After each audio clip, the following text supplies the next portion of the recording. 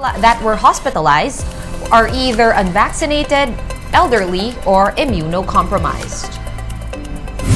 Actually, may mga pailan-ilan kasi na umaabot na sa more than 50%, yung 60%. Yung iba, pero generally, mga around 20% pa rin lang. So, hindi naman talaga nagpupunuan pa yung ating mga hospitals, pero talagang dumami ang mga admission sa mga may COVID po. Despite this, the Octa Research Group says that COVID-19 infections in Metro Manila could have already peaked. Research fellow Guido David noted that Metro Manila's positivity rate in the past week fell from 26.1% to 25.2% on May 21. In that period, the hospital occupancy in the capital region likewise decreased from 29.7% to 28.8%. In other news, veteran journalist Jose Torres has been named as the new Director General of the Philippine Information Agency, or PIA. The Presidential Communications Office confirmed that Torres was appointed on March 19. In a press release, Torres thanked President Bongbong Marcos for the opportunity to serve the country during what he calls times of misinformation and disinformation. Torres takes over the post of Ramon Coaloping, who resigned last month. And the House Committee on Ethics will convene again next week to discuss the continued absence of suspended Congressman Arnie Teves. Panel Chairman Filimon Espares says they've already written to Teves about the lapse of his 60-day suspension. Teves has already replied, but Espares cannot share the details, citing confidentiality. Espares also said that Teves will again be asked to personally attend the hearing next week in order to defend himself. However, the panel is standing firm on the decision that Teves will not be allowed to appear via video conferencing. Absent pa rin siya dito sa House at saka unauthorized yung absence na yun. Okay, so kung umuwi siya dito, baka wala nang gagawin ang ating committee. One News Now will be back with more stories after this quick break. Keep it here.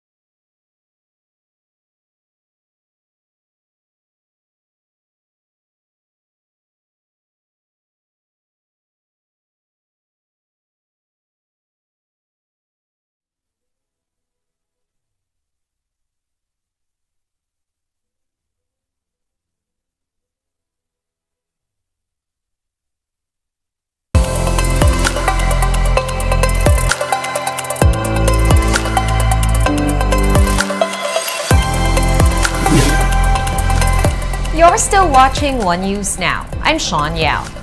The Social Welfare Department has issued a cease and desist order against an orphanage in Quezon City. The order was served to gentle hands for various reasons, including fire safety, overpopulation, and the lack of social workers.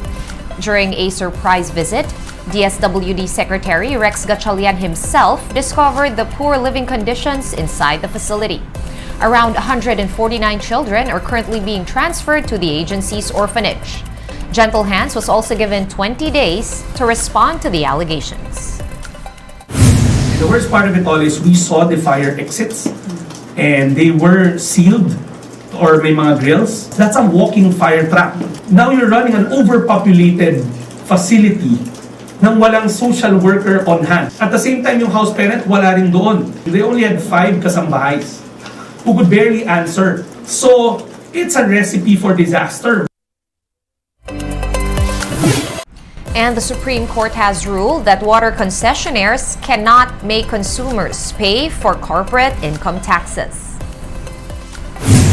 In a decision penned by Associate Justice Marvic Leonen, the High Court said that Maynila and Manila Water are not allowed to recover their corporate income taxes as operating expenses because they are public utilities. According to the SC, allowing them to do so would result in, quote, unjust and inequitable rates.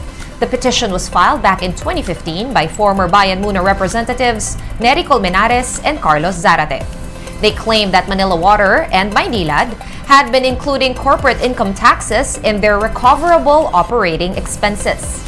The SC noted, though, that the costs will no longer be refunded to consumers because the claiming period has already lapsed.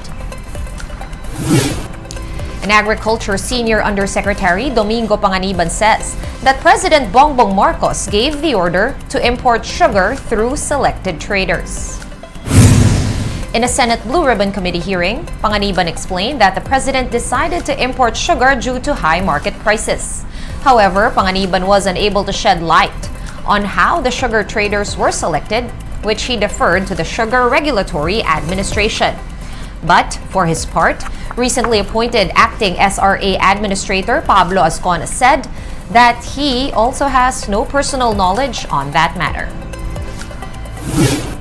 One News Now will be back at 5:30 p.m. I'm Sean Yao. We are One News.